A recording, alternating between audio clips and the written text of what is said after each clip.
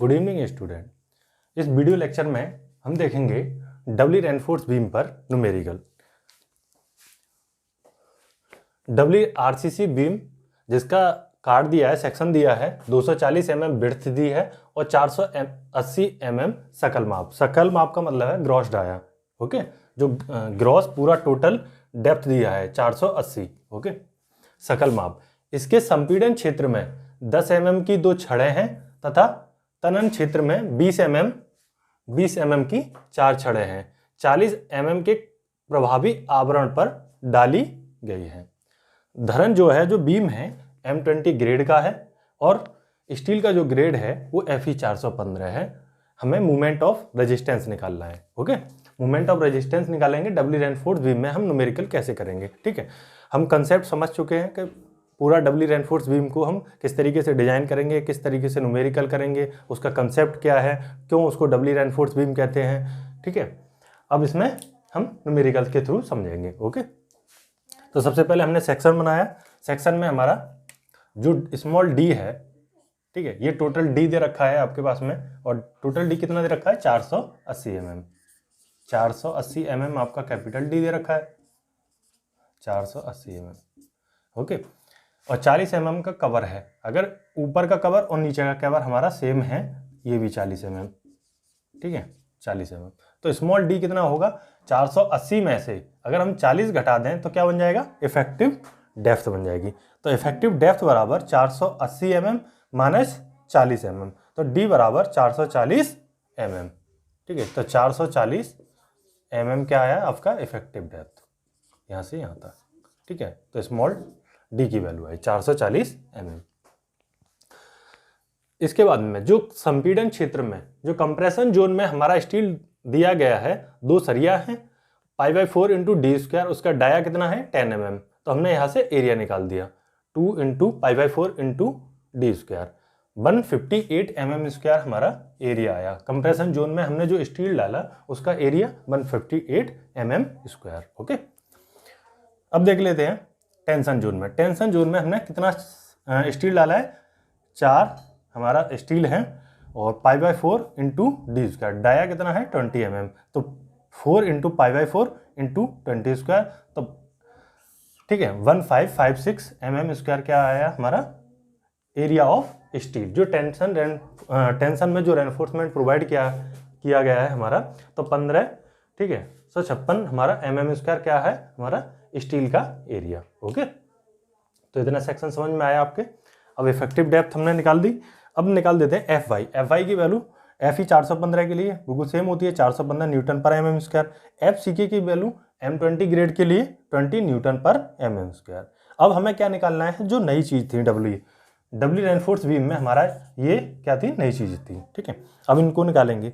FCC क्या होता है? Stress in concrete in compression zone, stress in steel in compression zone, FSC। ठीक है, अब FCC और FSC कैसे निकालेंगे? फॉर FCC के लिए जो वैल्यू होती है वो होती है 0.45 FCK। ठीक है, आपके पास में जो क्वेश्चन, जो आपके पास जो किताब दी है DB गुप्ता की, उसमें आपका डायरेक्ट वैल्यू FCK के बराबर ही यूज किया गया है, लेकिन कोड के हिसाब से हमारा 0.45 FCK रहता है। ओके, तो ध्यान रखना हम FCK को लेकर चल रहे हैं। ठीक है, आपको लगेगा FC बराबर FCK के भी हम लेके चलते हैं, बट कोड के अनुसार हम 0.45 FCK लेके चलेंगे। ठीक है, लिमिट स्टेट मेथड में। फॉर FSC के लिए हमने बताया था D' की जो रेशो होता है उसके बेसिस पे Fy की वैल्यू निकालते हैं। ठीक है, Fy की वैल्यू गिवन होती है, वहां से हम किसकी वैल्यू निकालेंगे? FSC की। ओके, D'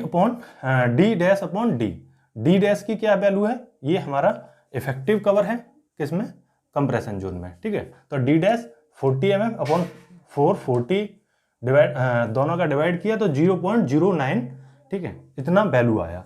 अब इस वैल्यू के लिए हम स्टील टेबल 16 है हमारी, ठीक है, ये आपको कोड में गिवन होगी। जब आप पेपर देने जाएंगे आरसीसी का तो ये कोड आपको गिवन होगा, तो उसमें देखेंगे SP16 टेबल में देखेंगे हम D' अपॉन D के लिए वैल्यू अगर 0.05 आती, अगर ये वैल्यू 0.05 आती तो उसकी वैल्यू Fe415 के लिए कितना होता, 255 होता। Fe415 हमारा ये दे रखा है, तो हम Fe415 के सामने देखेंगे कि कितना वैल्यू आया। तो कितना वैल्यू होता, कितना होता 0.5 के लिए 355 न्यूटन पर mm स्क्वायर। ओके, और d' की वैल्यू अगर आता ये रेशो 0.10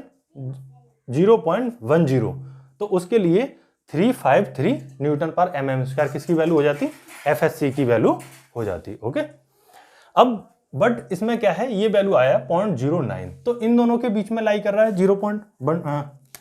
ठीक है, इन दोनों के बीच में d' का जो अनुपात निकल के आया वो कितना निकल के आया, 0.09, तो इन दोनों के बीच में आया। अब हमें ये वैल्यू चाहिएगी यहाँ की। ठीक है, ये हमारा FSC रहेगा।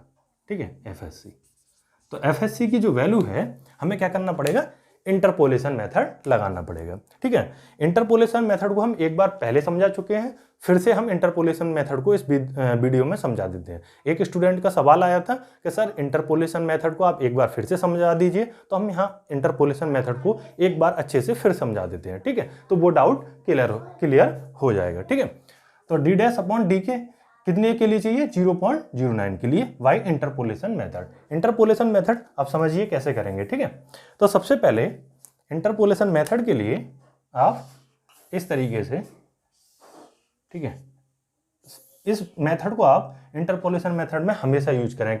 सर्वे में भी आपको इंटरपोलेशन करना पड़ेगा, कई जगह इंटरपोलेशन का मतलब ये हो जाता है जैसे हम सर्वे में भी यूज करते हैं। मानो आपके पास में इतनी हाइट के लिए ये पॉइंट है, ठीक है, इस हाइट के लिए ये पॉइंट है, तो आपको जो बीच में अगर कोई हाइट होगी उस हाइट के लिए इस पॉइंट पर कितनी वैल्यू होगी, अगर वो निकालना हो तो हमें दोनों पर वैल्यू दे रखी होंगी, तो हम इन दोनों वैल्यूओं की सहायता से इस पॉइंट पर ये वैल्यू, मतलब ये हाइट दे रखी होगी, तो हम इस पॉइंट को निकाल सकते हैं इंटरपोलेशन मेथड से। तो समझ में है कैसे, अगर जो d' की वैल्यू 0.05 के लिए इतना वैल्यू होता है और 0.10 के लिए इतना वैल्यू होता है, तो 0.09 जो हमारा निकल के आया उस पर कितना वैल्यू आएगा FSC का। तो इस तरीके से जब भी सिचुएशन बने तो आपको इंटरपोलेशन मेथड यूज करना पड़ता है।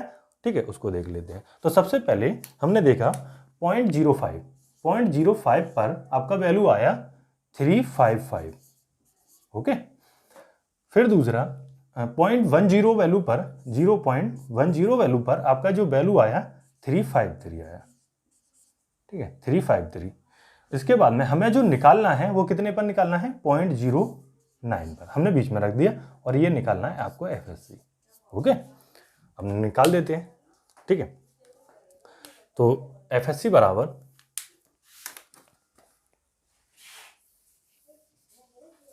यहां से ये वैल्यू भी निकाल लेंगे 0.45 FSC की।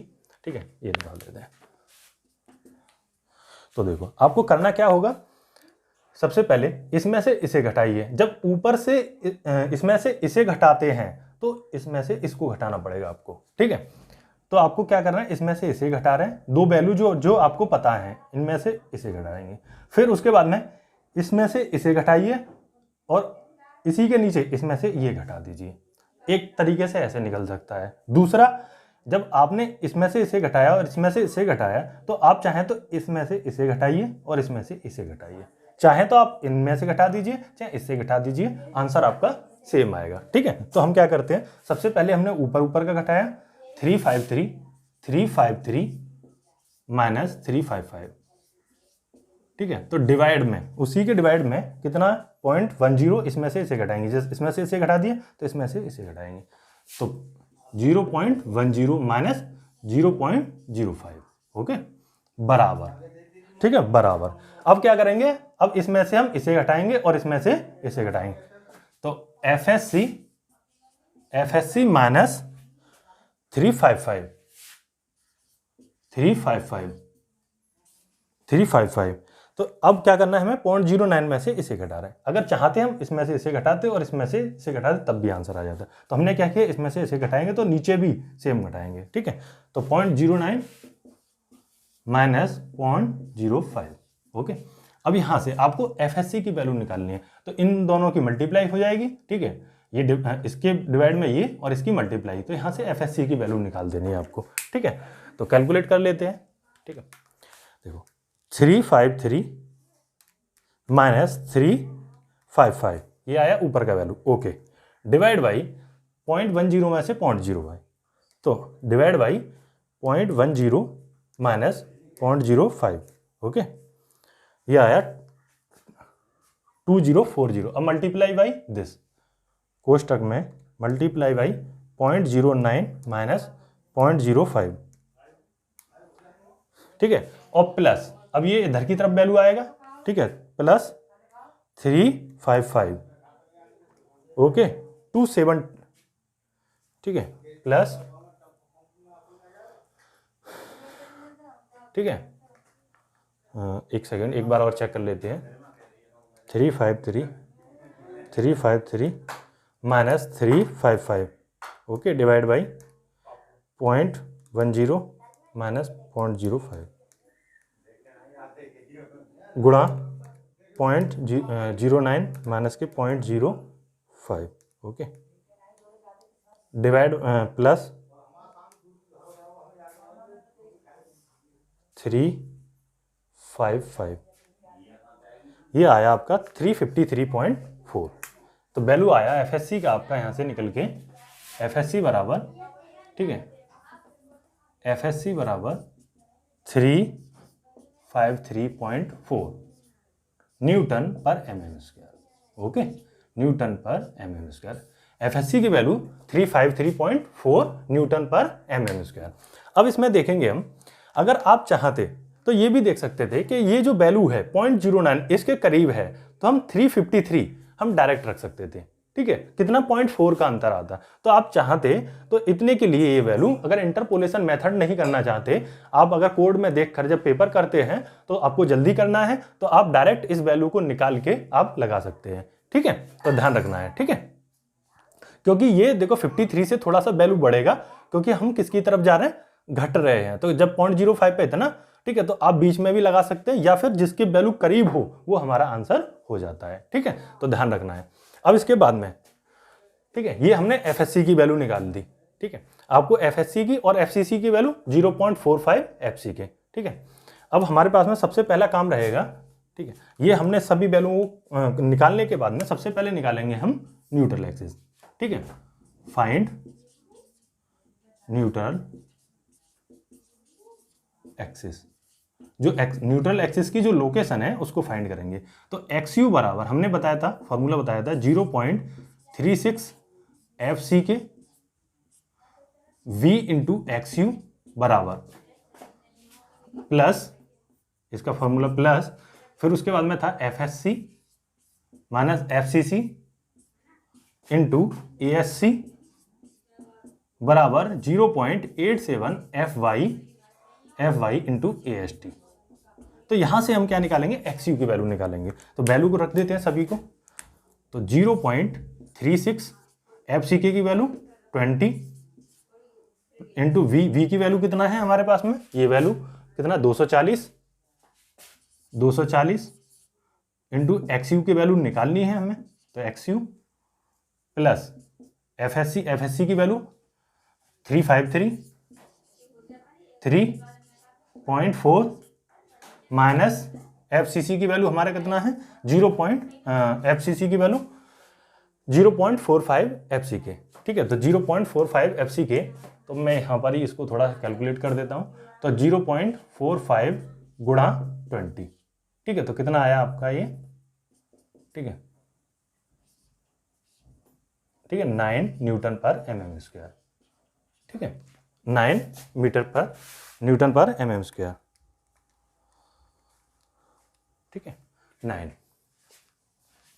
तो 9 इंटू ए एस सी की वैल्यू 158 बराबर 0.87 एफ वाई की value 415 into a s T की वैल्यू कितना है हमारा, ए एस टी की 1556। ओके, अब यहाँ से हम एक्स यू वैल्यू, ठीक है, तो हम क्या करेंगे, ये वैल्यू जोड़ देंगे, ठीक है, ये वैल्यू को जोड़ देंगे, ठीक है, और इसको हम कैलकुलेट कर लेंगे, देखते हैं, ठीक है। तो एक्स यू की वैल्यू कितना निकल के आया, ठीक है, हम देख लेते हैं डायरेक्ट निकाल के।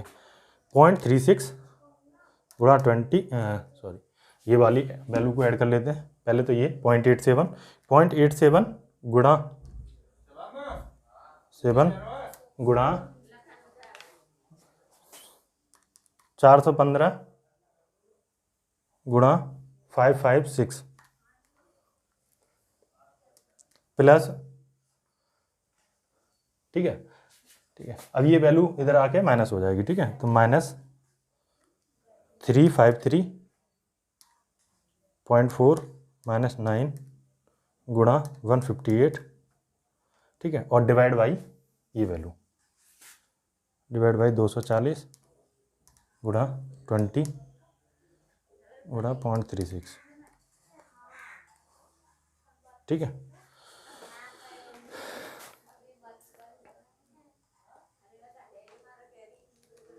0.87 गुणा 415 55 AST की 1500, सॉरी यार 1556, ओके, और माइनस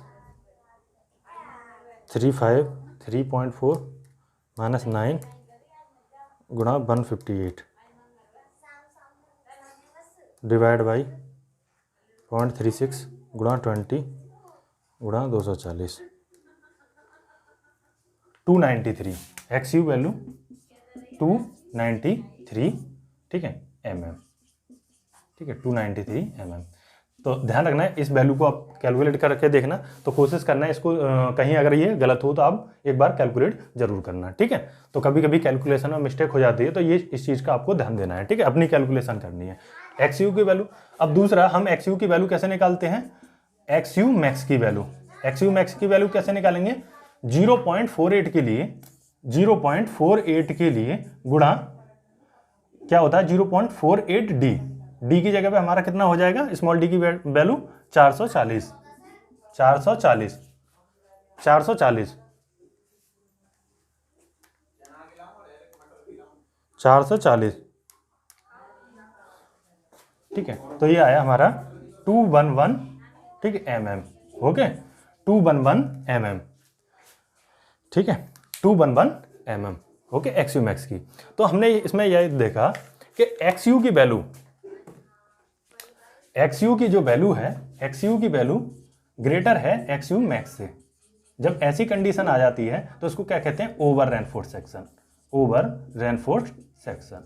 ओवर रेनफोर्स सेक्शन को हम कैसे डिजाइन करते हैं, डबली रेनफोर्स बीम की तरह। तो यहां से भी हम चेक कर सकते हैं कि ये जो बीम है हमारा डबली रहेगा या सिंगली रहेगा, क्योंकि ये ओवर रेनफोर्स सेक्शन है तो हम इसको ओवर रेनफोर्स सेक्शन, तो डबली रेनफोर्स बीम की तरह हम डिजाइन करते हैं, ठीक है। XU मैक्स बराबर 0.48440, ठीक है, इस तरीके से हमने ये निकाल दिया। अब दूसरा जो स्टेप रहता है, हम निकालेंगे M, ठीक है, मूवमेंट ऑफ रेजिस्टेंस, ठीक है। तो मूवमेंट ऑफ रेजिस्टेंस, यहाँ पे बेंडिंग मूवमेंट है ये, सॉरी, ठीक है, बेंडिंग मूवमेंट निकालेंगे हम, ठीक है, मूवमेंट ऑफ रेजिस्टेंस हमें निकालना है। तो हमने फॉर्मूला बताया था आपको 0.36 FC के V इंटू XU, ठीक है, यहां तक तो सेम रहेगा, इसमें लीवर आर्म की मल्टीप्लाई हो जाएगी, D माइनस 0.42 XU, ठीक है। जो वैल्यू इन दोनों में से मिनिमम आती है वो ही वैल्यू को हम यूज करते हैं, ठीक है। तो यहां पे XU मैक्स की वैल्यू यूज करेंगे प्लस FSC माइनस FCC गुणा ASC into D minus D dash, ठीक है, ये फॉर्मूला। अगर आपका ऑब्जेक्टिव क्वेश्चन आता है तो डायरेक्ट इतना ही पूछ सकता है, ठीक है, ये सब वैल्यू दे रखी होंगी, आपको इस फॉर्मूले से बस न्यूट्रल एक्सिस पूछ सकता है। अगर थोड़ा सा बड़ा क्वेश्चन आता है तो यहां से मूवमेंट ऑफ रेजिस्टेंस की वैल्यू भी पूछ सकता है, ठीक है। ऑब्जेक्टिव क्वेश्चन आता है थोड़ा सा किसी कॉम्पिटिटिव एग्जाम में भी, और ऐसे भी नॉर्मल आ सकता है। तो 0.36 FC के B इंटू XU, और ये lever arm D minus 0.42 XU, ये सिंगली रेनफोर्स बीम की तरह, डबली की तरफ FSC minus FCC into ASC into D minus D dash, ठीक है, D माइनस D डैश। इसमें अगर हम सभी वैल्यू हमें पता है इसमें रख देंगे तो मूवमेंट ऑफ रेजिस्टेंस की वैल्यू फाइंड कर देंगे, ठीक है। तो 0.36 गुणा 20 गुणा B इंटू B की जगह पर 240, और यहां पर हम कितना 211 इसका यूज करेंगे, 211 XU की वैल्यू, और D की वैल्यू 440 माइनस 0.42 XU की जगह पे 211, ठीक है, प्लस FSC माइनस FCC, ठीक है। तो FSC माइनस FCC, तो FSC माइनस FCC ये वैल्यू हम यूज करेंगे, FSC, ठीक है, FSC की वैल्यू ठीक है कितना 353.4 माइनस 9 गुणा ASC की वैल्यू 158 गुणा D माइनस D डैश की जगह पे 440, D की जगह पे और स्मॉल d डैश 40, ठीक है। ये वैल्यू हमने, ठीक है, सभी की वैल्यू 0.36 इंटू 20 इंटू B की वैल्यू 211 जो मिनिमम रहेगी, D 440 minus 0.42 XU 211 plus FSC minus FCC 353.4 minus 9, ठीक है, इंटू ASC की वैल्यू हमने इधर 158 इंटू 440 माइनस 40, ओके। ये D माइनस D डैश की वैल्यू। अब यहाँ से मोमेंट ऑफ रेजिस्टेंस निकालेंगे, तो मोमेंट ऑफ रेजिस्टेंस की वैल्यू आप कैलकुलेट कीजिए कितना आया, देखिए 0.36 गुणा 20 गुणा 240, 211 गुणा 440 माइनस 0.42 गुणा 211 प्लस हो जाएगा FSC माइनस 353.4 माइनस 9, ठीक है, गुणा ASC 158 गुणा 440 माइनस गुणा 400 कर दीजिए, 400, ये आया 149, ठीक है, 149.88 किलो न्यूटन, ठीक है, मीटर मोमेंट ऑफ रेजिस्टेंस, ठीक है। मोमेंट ऑफ रेजिस्टेंस की वैल्यू आई 149.88 किलो न्यूटन मीटर, ओके। ये mm में वैल्यू थी, हमने डायरेक्ट इसको मीटर में कन्वर्ट कर दिया, ठीक है। अब हमें निकालना है, मानो जो एक्सटर्नल बेंडिंग मूवमेंट जो आया, तो हम जब एक्सटर्नल बेंडिंग मूवमेंट निकालते हैं, ठीक है, तो जो मूवमेंट दे रखा होता है उसमें हम 1.5 पार्शियल सेफ्टी फैक्टर से मल्टीप्लाई करते हैं। अब हमें उल्टा निकालना है, मूवमेंट ऑफ रेजिस्टेंस से बेंडिंग मूवमेंट निकालना है, तो हम क्या करेंगे 1.5 का इसमें डिवाइड कर देंगे, तो क्या निकल के आ जाएगा हमारा बेंडिंग मूवमेंट निकल के आ जाएगा। अगर मूवमेंट ऑफ रेजिस्टेंस पूछा हो सवाल में तो इतना ही निकालते हैं, ठीक है, और डिवाइड बाई 1.5 कर देते हैं, तो ये आया बेंडिंग मूवमेंट, ठीक है। बेंडिंग मूवमेंट MB बराबर 9999.92 किलो न्यूटन मीटर, ओके। तो ये हमारी वैल्यू रहेगी मूवमेंट ऑफ, ठीक है, बेंडिंग मूवमेंट की वैल्यू, ठीक है। तो ये अब तक सवाल रहेगा, ओके। तो इसमें देख लेते हैं जो डबली रेनफोर्स बीम के लिए जो सवाल दिया था, ठीक है, तो इस तरीके से न्यूमेरिकल कंप्लीट होगा, ठीक है। तो हमने सबसे पहले क्या निकाला, ठीक है, इफेक्टिव डेप्थ और FCC और FSC की वैल्यू कैसे निकालते हैं, तो वो समझाया, इंटरपोलेशन मेथड समझाया। सवाल ये सिर्फ इतना था, ठीक है, कि न्यूट्रल एक्सिस को निकालो, तो ये फॉर्मूला आपको याद रखना है, ठीक है। जब न्यूट्रल एक्सिस की वैल्यू निकालेंगे तो ये वाला फॉर्मूला याद रखो आप, ठीक है, ये वाला फॉर्मूला, और दूसरा मूवमेंट ऑफ रेजिस्टेंस निकालनी है तो ये वाला फॉर्मूला, ठीक है। और हो सकता है आपके पास में ये वैल्यू जो है FCC और FSC की वैल्यू डायरेक्ट दे रखी हो, ठीक है, आपको ये निकालने की भी जरूरत ना पड़े। अगर आपको नहीं निकालना है तो इसके लिए जैसे पॉइंट इतनी वैल्यू थी तो इसको भी डायरेक्ट आप लेके चल सकते हैं। तो इस तरीके से ये सवाल सॉल्व होगा, ठीक है। अगर कहीं पर कैलकुलेशन मिस्टेक है तो आप एक बार खुद से कैलसी कीजिए और चेक करके दीजिए, ठीक है। अगर कैलकुलेशन मिस्टेक है तो कमेंट्स में जरूर लिखिए, जितना भी आंसर आता है, ठीक है, वो आपका आंसर रहेगा, ठीक है। एक बार चेक करके देखना, ओके। तो इस वीडियो में इतना ही कि डबली रेनफोर्स बीम को हम किस तरीके से न्यूमेरिकल आएंगे उनको देखेंगे, ओके। Thank you.